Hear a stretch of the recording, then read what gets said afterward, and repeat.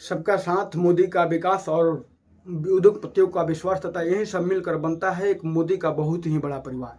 जो उनके लिए देश देश नहीं रह गया है, वह एक औपनिवेशिक की तरह उनके द्वारा यूज किया जा रहा है। यह बात कहने के लिए इसलिए मायने में पड़ रहा है कि जब आप 15-15 लाख रुपया का नारा देकर, काले धन को वापस लाने का नारा देकर आए सत्ता में, तो आप अपने बातों पर काबिज क्यों नहीं रहे। आप बोले कि मैं एक देश का चौकीदार हूँ। चौकीदार की तरह क्या चौकीदार का यही काम होता है कि वह जिस पार्टी से आए लगभग 2400 करोड़ के समथिंग अपने ही पार्टी में फंडिंग करा ले, और जो पार्टी में फंडिंग कर रहा है उस उद्योगपतियों का विकास हो जाए। लोगों का साथ सिर्फ इस माने में चाहिए कि आपको वोट दे और आपको सत्ता में बैठा दे और आपका विकास हो, 2400 करोड़ के समथिंग आपका चांदा हो। जब आप सत्ता में आए तो आप किस तरह से जुमलाबाजी किए हैं, महिलाओं के प्रति संवेदना व्यक्त करते हुए महिलाओं की भागीदारी की बात करते हैं, सदन में जाकर महिला महिला चिल्लाते हैं, लेकिन महिलाओं की स्थिति बद से बदतर कितनी होती जा रही है। 10 साल से आप कुर्सी पर बैठे हुए हैं, आपको लाज होना चाहिए, शर्म होना चाहिए कि आप किस प्रकार से जुमलेबाजी करते हैं, लेकिन वास्तविकता वैसा होता नहीं है।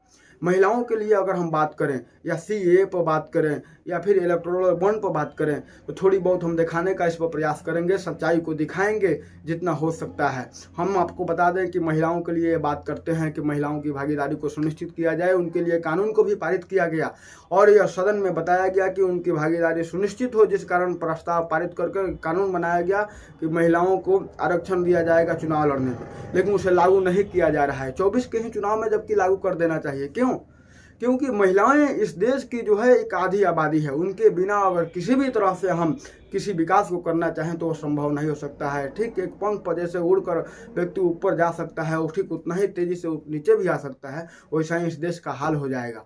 लेकिन मोदी जी के द्वारा कानून बनाने के बाद भी इसे लागू नहीं किया जा रहा है।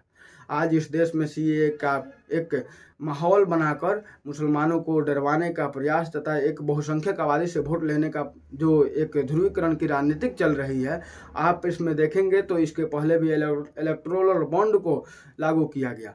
इसमें जिस तरह से भी किसी भी व्यक्ति के द्वारा अगर इसमें चंदा दिया जाएगा किसी पार्टी को, तो वह पार्टी पहले एसबीआई बैंक यानी कि सरकारी बैंक से वह एक बॉन्ड खरीदेगी और इसकी जानकारी को गुप्त रखा जाएगा सरकारी बैंक यानी कि एसबीआई बैंक में, और उस पार्टी को वह चंदा बॉन्ड के रूप में देगा।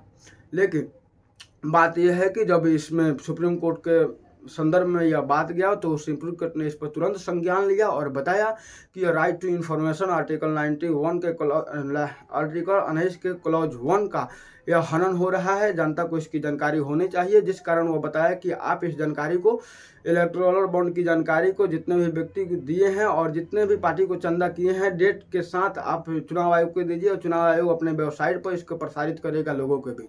लेकिन आनाकानी किया जा रहा है एसबीआई बैंक के द्वारा, एक किसके ताकत पर यानी कि इनके ताकत पर। और ये क्या बोले थे, जुमला बोलकर आए हुए थे कि हम 15-15 लाख रुपया लोगों को देंगे और चौकीदार बन के रहेंगे। लेकिन वास्तविकता तो ऐसा हुआ नहीं कि आप 15-15 लाख रुपया दिए लोगों को दिए, उल्टा में आप अपने पार्टी में लगभग 2400 करोड़ के समथिंग का चंदा करा लिए, यानी कि आपका विकास हो गया। और हम महिलाओं पर आए तो महिलाओं पर बात आई तो अब G20 देशों का हम सभी लोग जानते हैं, कुछ दिन पहले नेतृत्व का सभी लोग जो भी भाजपा के बड़े बड़े नेता हैं वह ढिढोरा पीट रहे थे, अपने नेतृत्व का प्रदर्शन कर रहे थे। लेकिन यह बात सभी लोग जान लें कि यह एक व्यापारिक देशों का संगठन है। उस संगठन में जितने भी सदस्य देश होते हैं उन सभी को एक एक बार मेज़बानी करना होता है। वही मेज़बानी भारत के ऊपर पड़ा हुआ था और उस मेज़बानी में हम देखें तो भारत की जो स्थिति ही है महिलाओं की सुरक्षा के मामले में नंबर 1 है, जबकि पूरे ओवरऑल में हम देखें पूरे देश में तो महिलाओं की सुरक्षा के मामले में भारत चौथे नंबर पर है।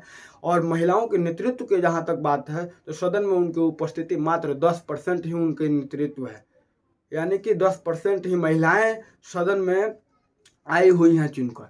जब ये लोग टिकट ही महिलाओं को नहीं देंगे तो किस प्रकार से महिलाएं आकर अपने अनुकूल, यानी कि लोकतंत्र जो है, इस लोकतंत्र का अर्थ होता है कि गरीब लोग मतलब गरीब, अशिक्षित, स्थानीय स्तर के जब तक महिलाएं नहीं आएंगी, गरीब महिलाएं नहीं आएंगी, अशिक्षित महिलाएं नहीं आएंगी, तो कैसे उनका भी विकास होगा। वह स्थानीय स्तर को समझ कर बुझ कर सामाजिक आर्थिक रूप से कैसे वो कानून का निर्माण करेगी।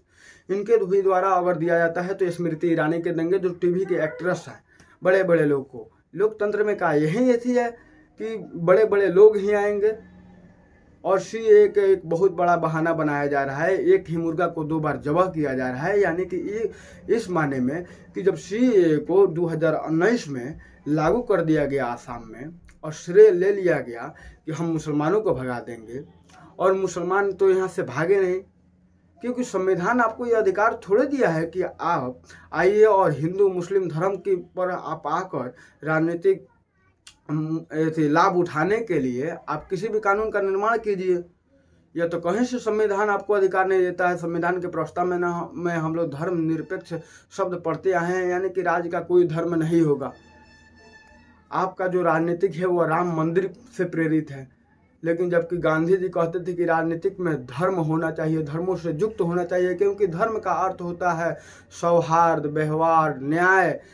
और आप जो है एक राजनीतिक धर्म के बजाय धर्म में ही राजनीति खोज रहे हैं कि हम मंदिर का निर्माण कराए हैं, तो हम जिस आदमी को न्योता देंगे वही व्यक्ति आ सकता है इस पूजा स्थल पर।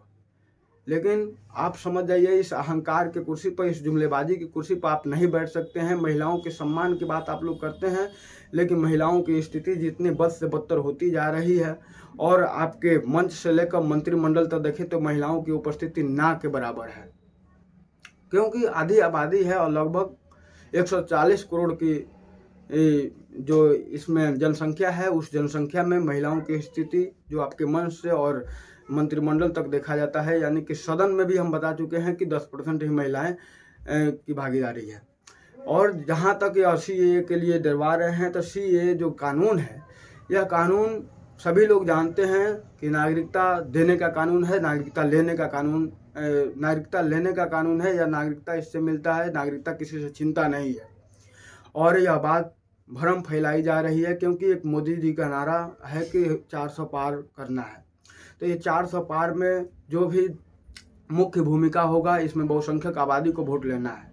इसमें भी बहुत सारे जो लोग हैं वह मोदी जी के जुमलेबाजी को समझ चुके हैं कि 15-15 लाख भी नहीं मिला, महिलाओं की भी भागीदारी सुनिश्चित नहीं हुई, ना ही सुरक्षा सुनिश्चित हो पाया।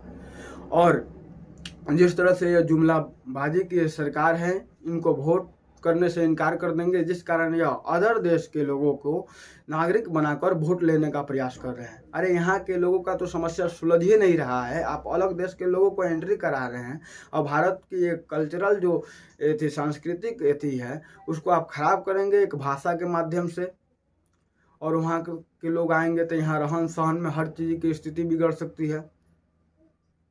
इस सभी बातों पर ध्यान देना है और सांप्रदायिक बातों से दूर रहते हुए हम सभी को भारत को एक रखने का प्रयास करना है।